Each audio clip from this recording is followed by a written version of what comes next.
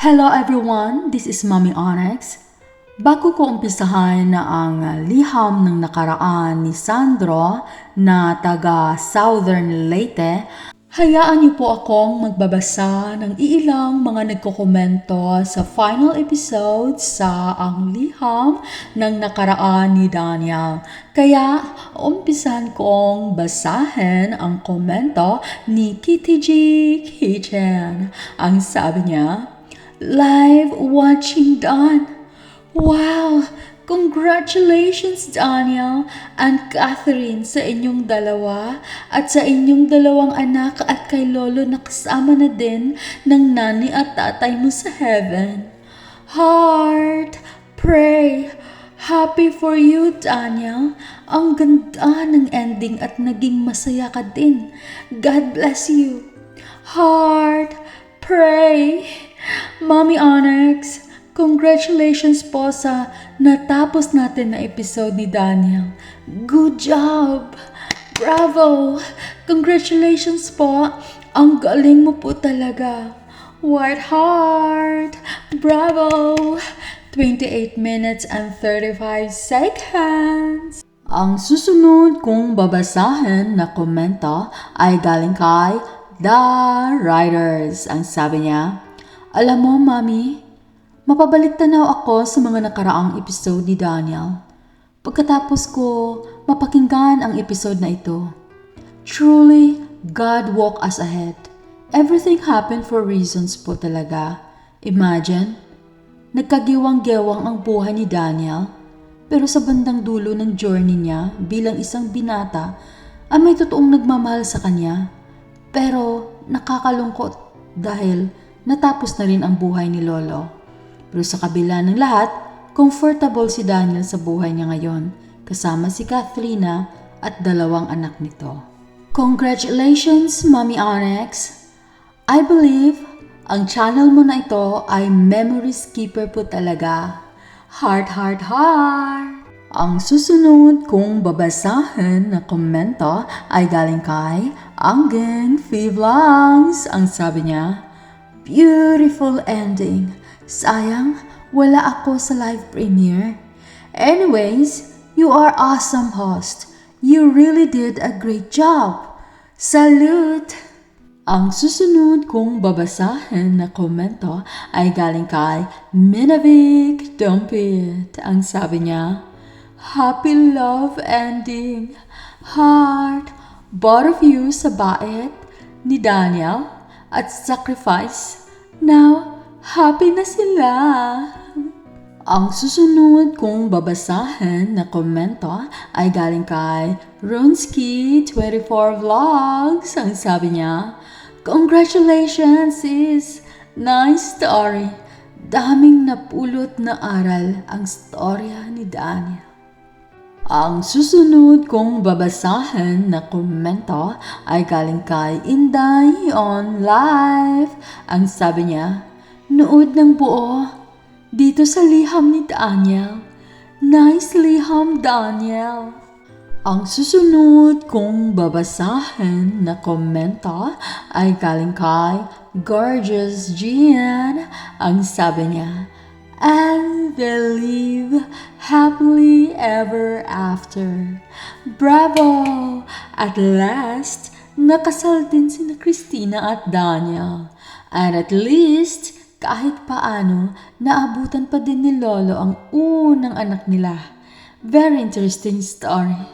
Good job, sis!" Ang susunod kong babasahin na komento ay galing kay Marilyn Paris Vlogs. Ang sabi niya, "Like 4. Kinig lang dito host.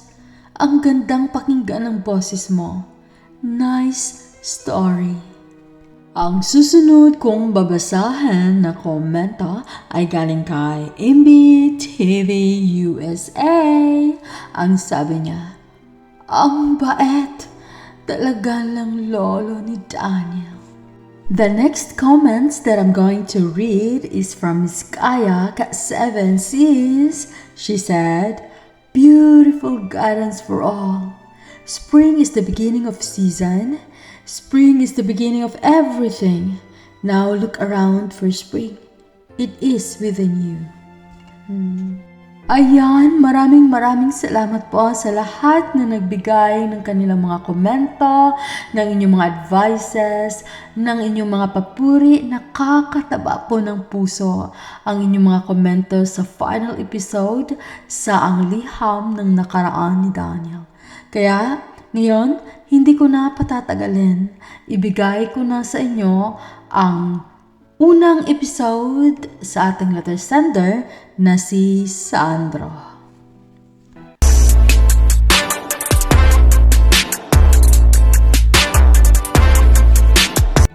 Dear Mommy Onyx, bago kumpisahan ang aking liham ng nakaraan, hayaan niyo po akong batiin ang lahat ng iyong taga-subaybay at tumatangkilik lalo na ang mga commentator sa iyong programa, Mommy Onyx. Napadaan lang po ako sa iyong programa noong first episode ni Daniel dahil sa curiosity ko po kung ano ang buhay ni Daniel. Kaya ngayon, naengganyo akong ibahagi ang part ng aking buhay na hindi ko po makakalimutan na nagnanais kong ibahagi sa iyong programa, Mommy Onyx, at naway iyong mapansin at mabasa at maibahagi sa mga commentators, sa mga nanonood at nakikinig sa iyong programa, Mommy Onyx. Tawagin niyo na lang po ako sa pangalan na Sandro na taga Southern Leyte. Minsan sa buhay, Mommy Onyx, ang pagmamahal ay kusang ibinigay sa atin o sa kapwa natin. Subalit, kapag ito ay inaabuso at nahubos na ang pasensya, malamang ay gagawin niyo rin ang ginawa ko, Mommy Onyx.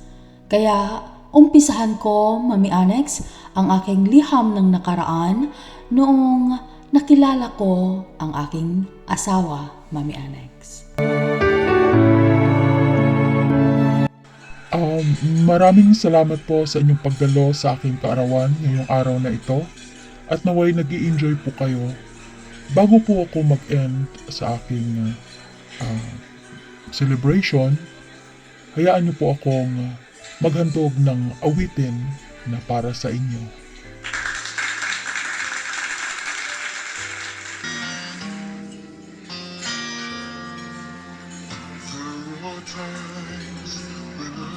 Want to look at your face with the stars in the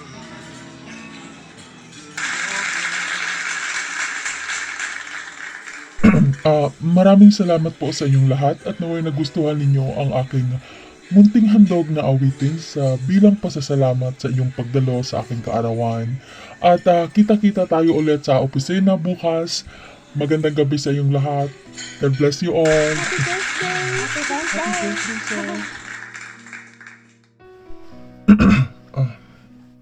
Dito na lang muna ako.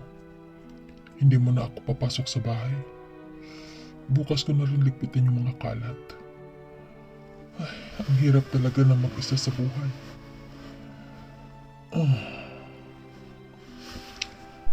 Sir Sandro, happy birthday po.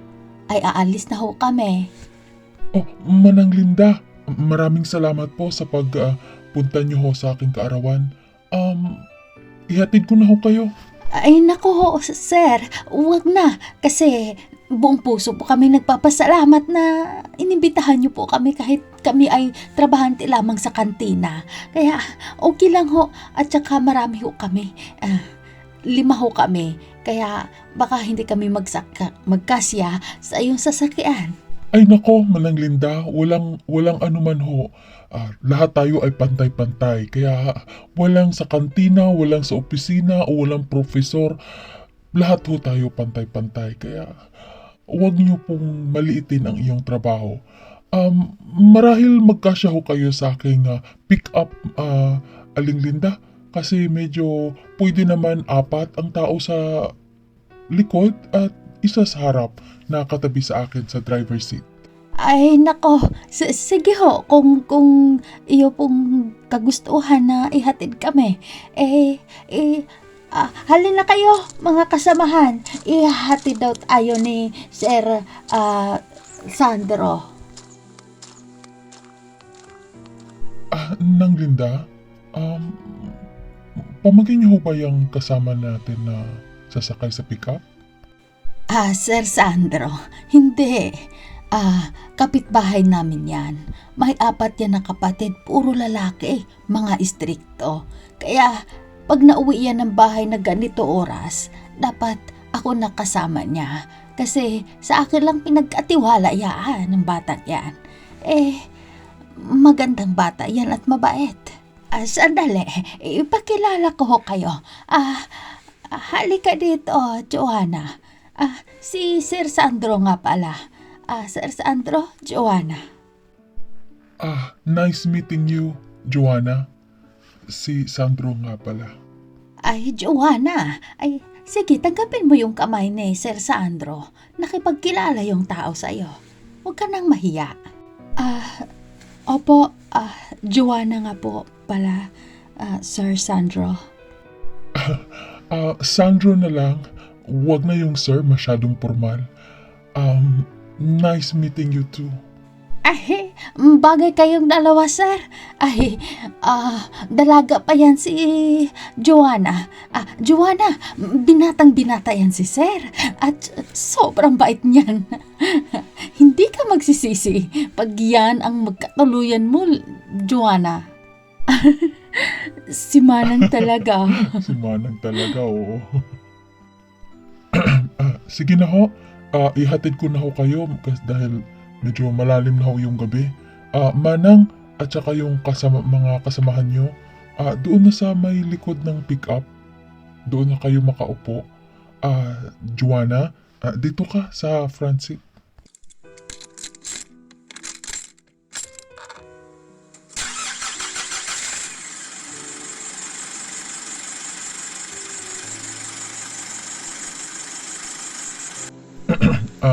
Joanna, maari ko bang makuha ang number mo? Free ka ba bukas? Oo naman. Sige, ibigay ko sa iyo yung number ko. At i-message lang kita kung free ako bukas kasi kailangan ko pang magpaalam sa mga kapatid ko. Masyado silang mahigpit sa akin kasi. Sige. Pupuntahan na lang kita sa inyo at ako na ang haharap sa mga kapatid mo. Kung okay lang sa iyo. Sige. Walang problema. Okay lang. Sige.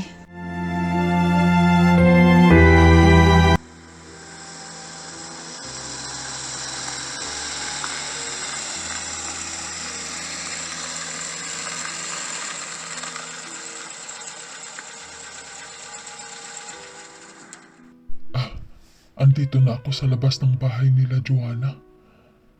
Gusto ko na talagang maharap yung mga kapatid niya at nang malaya akong manligaw kay Joanna.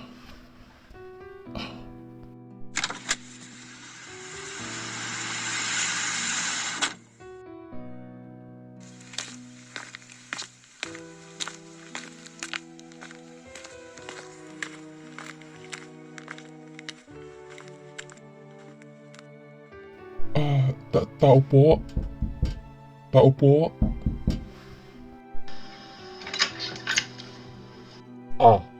Sinong sadya? Bibisita po sana kay Joanna kung yung mararapatin. Huwag nang patagalin. Sige, kung maayos ang iyong pakikitungo sa aking kapatid, pakasalan mo na. Hindi pa po ako sinagot ng iyong kapatid. At, Di ba pinapapunta ka niya dito? So, ibig sabihin, gusto ka niya. Pasok sa loob natin pag-usapan.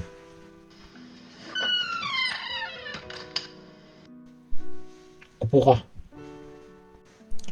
Ako si Dagul, ang panganay kapatid ni Joanna. May 3 pa ako mga kapatid at sa ngayon nasa trabaho sila. Kung seryoso ka sa kapatid ko, ay ayusin mo lang. Dahil kami ang makakabangga mo. Oo, seryoso ho ako sa kapatid niyo. At handa ko ho siyang pakasalan. O sige, tawagin ko lang siya. Hintay ka dyan.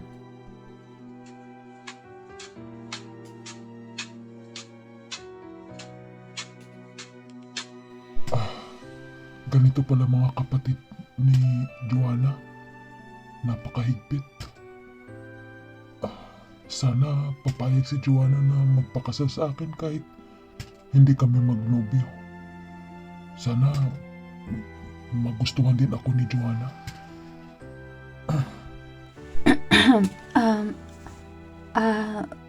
Sandro. Hi. Joanna, naparito ako dahil gusto ko sanang bisitahin ka. Si kuya mo ang nakaharap ko. Sige. Umupo kayong dalawa at may pag-uusapan tayo. Kahit na wala dito yung dalawa mong kapatid, Joanna, sa babamahay na ito, ako ang boses. Kaya gusto ko na iharap mo sa amin ang iyong mga magulang, Sandro, nang mapag-usapan ang inyong kasal. Wala na ho akong mga magulang. Namatay ho sila sa aksidente nung 5 taon nang nakalipas. Nag-iisa na lang ako sa buhay. Kaya kung iyong mararapatin, buong puso kong mamahalin at aalagaan si Joanna kung papayag siya na magpakasal kami. Ha? Kakasal?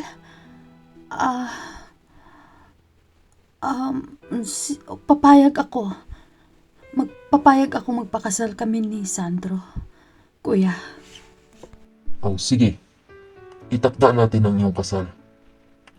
At kung handa ka na, Sandro, tutulong ako kung magkano ang inyong magastos sa kasal.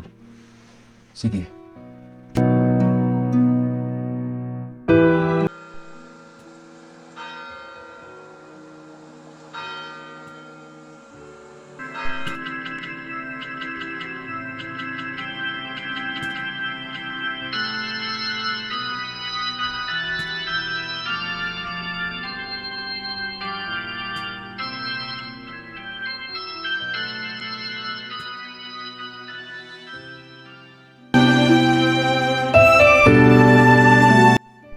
Halika, Joanna.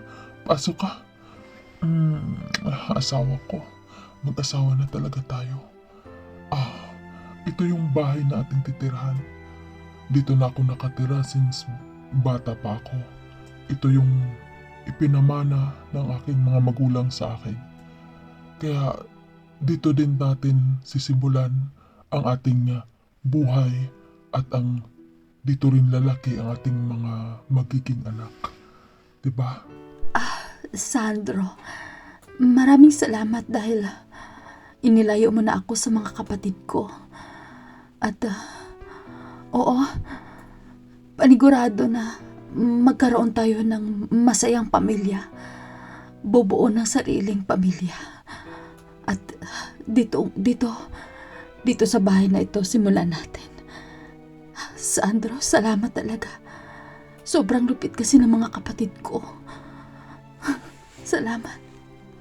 Basta, lagi mong tandaan, mahal na mahal kita. Nung una pa man nating kita, iba na yung nararamdaman ko para sa'yo. Espesyal ka. Kaya, tutuparin ko yung mga pangako ko na mamahalin kita, aalagaan, at irerespeto. Salamat, Sandro. Salamat. At maging ako, tutuparin ko rin yung pangako ko na mamahalin kita, igagalang, at pagsilbihan bilang asawa ko. I love you, Sandro. Mahal na mahal din kita, asawa ko. Joanna, I love you.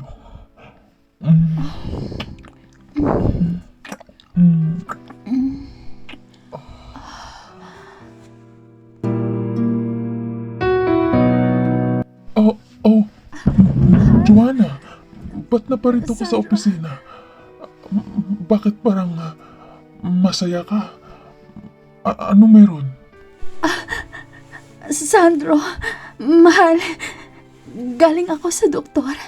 Nagpapacheck up ako at dahil parang hindi maganda yung pakiramdam ko. Tapos, sinabi ng doktor sa akin, ang resulta ay 3 buwan akong buntis. Ano? Tatay na ako? Oo, magiging tatay ka na. Magiging nanay na ako. Maging pamilya na tayo.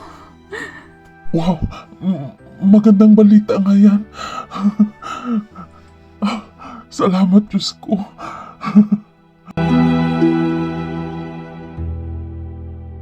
Tunghayan natin ang susunod na kabanata sa ang liham ng nakaraan ni Sandro. Maraming salamat yung lahat. God bless everyone. Bye-bye. To all my unique and beautiful members, thank you so much.